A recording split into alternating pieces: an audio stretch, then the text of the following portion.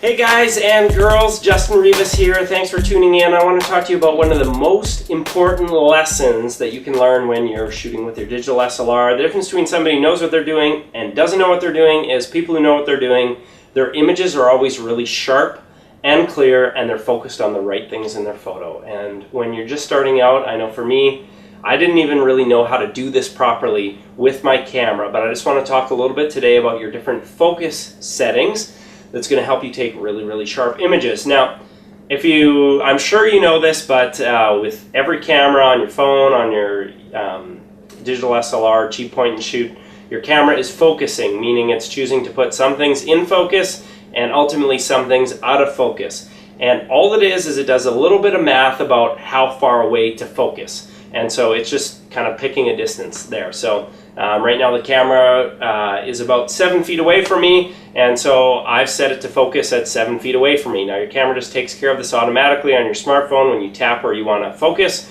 It's just making that calculation for that distance. And on your camera, like a digital SLR, when you push down your shutter button halfway, it is picking a point to focus, and all it's doing is, based on where you're pointed at, it does a little bit of detection to say, okay, right now the camera I'm focusing at is about, I can see on this one, 7 feet away. And so it's focusing on that distance. Now, what can become a problem is if the camera doesn't pick the right focus distance, then the thing that you want to be in focus is going to be out of focus and your image will look blurry. Or maybe parts of it will look really in focus, but it's a background and you really wanted the person to be in focus, or vice versa. And so we need to be able to tell the camera properly where to focus. Now, most digital SLRs, they're fairly smart at this, and they're actually going to ship in an auto mode right out of the gate. And they're going to try and, typically pick up faces and detect faces and focus on faces in the photo. But what can happen is, what if you have two faces in a picture and one's closer and one's further away? Well, the camera's going to have to decide, and it's probably going to pick the closer one to be in focus, but maybe you wanted to kind of blur that one out a little and focus on a person in the back, or maybe you got a crowd of people. How do you choose what's going to be in focus? We want to be able to tell the camera what to focus on. And so there's a few different modes in the camera that are going to help us with that, but especially when you're taking pictures of kids or family or people, knowing about this is going to help you take much better focus. Much better photos. So let's talk about 3 modes. Chances are your camera has 3, maybe 4 modes. They're related, but let's talk about the first one. Is an auto mode. Now you're going to get to that through your menu on cheaper cameras like Canon T3, T5, T6, T6i, T5i, or Nikon's the 3000 series like 3100, 3200, 3300, or 5100, 5300, 5500. I believe all of those you're going to get to these through the menu. Once you start getting up into a little bit higher end cameras, you'll actually have a dedicated button. This D7000 here has a button right here. I can hold this down, and then as I turn my dial, it's actually going to change that focus points. But it doesn't matter. What you need to do is just Google your manual and look for focus points. It's going to tell you how to change these. It might seem, a little bit technical, a little bit of work, but this is probably the most important thing you can do to start to take better photos if you're not already aware of this. And so you're going to be able to flip between the different modes. We'll talk about the first mode. The first mode is AFS. S is for single point focus. Now, I've mentioned before is when you hold down your shutter button halfway, it's going to pick a point to focus on, depending where you're pointed at. Now, you may not know this, but when you put it in this mode, you can pick where you want it to focus by using the little dial that's going to be here. Every camera, pretty much every digital SLR has this. It's going to be probably a 4-way selector on the cheaper ones, and on the higher end ones it's fully round, whatever. It doesn't matter. But when you're looking through this little focus thing, when you've got it in single point, you can push these buttons on the camera, and you're going to actually see that it moves little dots around on your viewfinder. And wherever dot you have selected, when you push this down halfway, that's where it's going to focus. And so where this can be good is if you're framing up a shot and you want to have the person a little bit off to the right, you can move that point over and up, and now when you hold down the button halfway, it's going to focus on that dot. And so you put that dot on top of the person's eye. So that selector lets you pick those points for pretty much any of the modes that we're going to be talking about. But where this is important for single point is single point, when you press this down halfway, it is going to lock on wherever that dot is.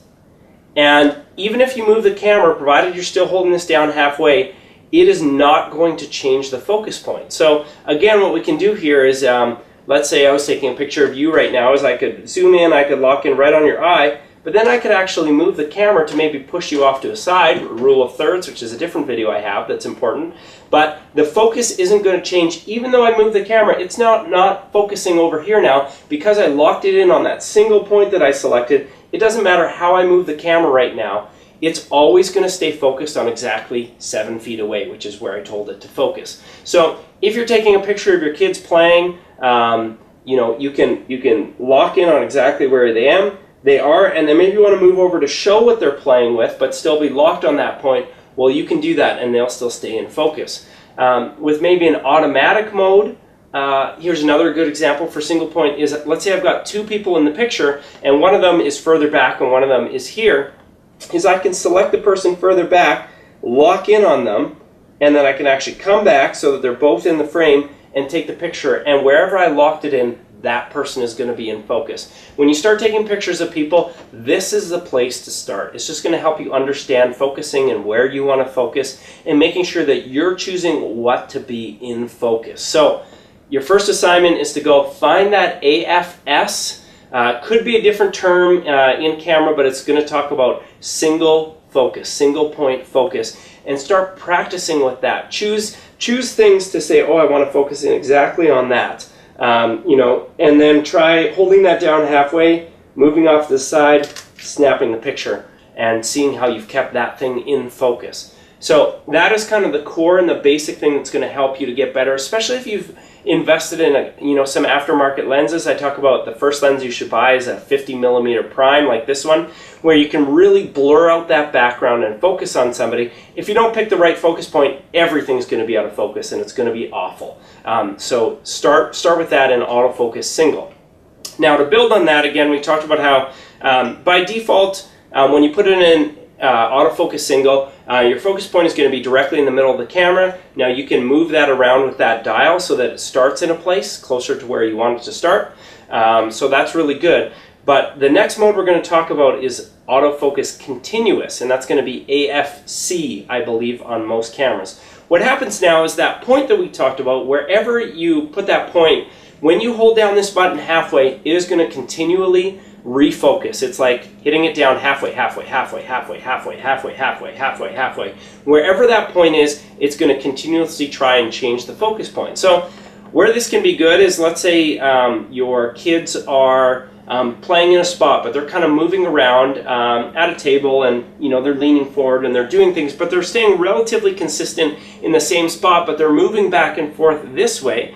If in single point I lock it in and then they lean back or they lean forward, they're going to move out of focus because I've locked in and said I want the distance to be, boom, 7 feet. Well, they move back 6 inches, suddenly they're a little bit out of focus, or they move forward 6 inches, they're going to be out of focus. What continuous does is, as long as I'm holding that down halfway, it is constantly changing the focus of whatever's on that point. So if I put my hand here, right now it's trying to focus on my hand. I move my hand away, it's focusing on the camera. And so if your person is staying in the same spot where this dot is, it'll continually focus. So as they move back 6 inches, it's continuously focusing. It's going to grab the focus point here. It's going to refocus, and continue to do that. You're probably seeing in the camera, as I move closer, I'm out of focus. I may be out of focus here, but in the middle I'm in focus. That's set on a single focus, but with continuously, it would be continuously refocusing. So again, where this works is if the person is staying in the same spot in the frame, but they're potentially moving back and forth a little bit, it's going to be good for continuously tracking them there. So hopefully that makes sense. Play with that mode a little and see that. As a test you can do is, if I hold this down halfway, it's going to focus. If I move over here, it's going to focus on whatever this is. Right now it's focusing on my finger. Right now it's focusing on the wall. Right here it's focusing on the camera. I'm not having to re-push this button. It's just whatever I put in the middle on whatever that dot is that I've selected, it's continuously focusing on that. The last mode, to wrap your head around, is 3D tracking. So what 3D tracking does is whatever I focus in on, if that thing starts moving left or right or forward or backward, it's going to move that little dot that we select to follow them wherever they go. So this is really good for, let's say, sports or just kids that are moving all over the place. The 3D tracking doesn't just lock the focus point on wherever we select.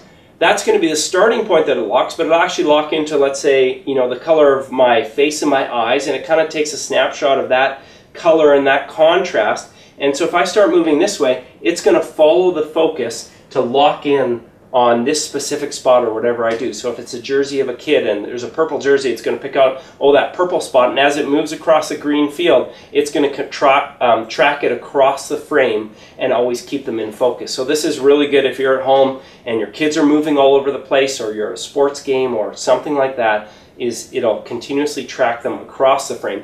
The continuous tracking is only going to track that specific point that we've set. It's going to continuously autofocus there, but if the subject moves off to the left, then it's going to track whatever is behind it. It's not going to follow it this way and that way, and so that's where the 3D tracking can come in really handy. So hopefully, to recap, single point locks it in when you're down halfway. It does not change it no matter how you move the camera. It will stay locked on whatever point it was when you held it down halfway. Continuous, when you hold it down halfway, it's going to continuously focus on whatever spot you've selected with this little dial. When you're looking through here, whatever those dots are whichever dot you selected, it's going to continuously focus on that spot no matter what happens.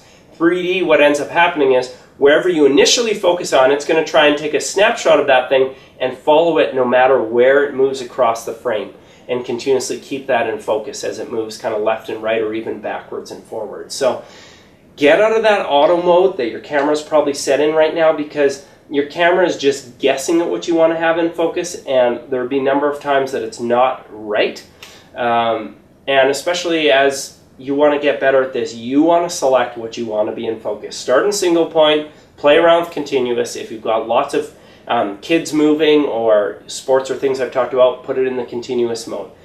So give those things a shot, play around with that. That's going to make you a much better photographer. Sorry for the long video. I probably repeated myself. I've been trying to wrap my head around how to communicate this effectively. I don't know if there's an easy way, but hopefully that gives you enough to get out there, practice, try it yourself, see what happens. Thank you for watching. Really appreciate it. Justin Rivas signing out. If you have any questions, drop a comment below. I'd be happy to answer it. Thanks.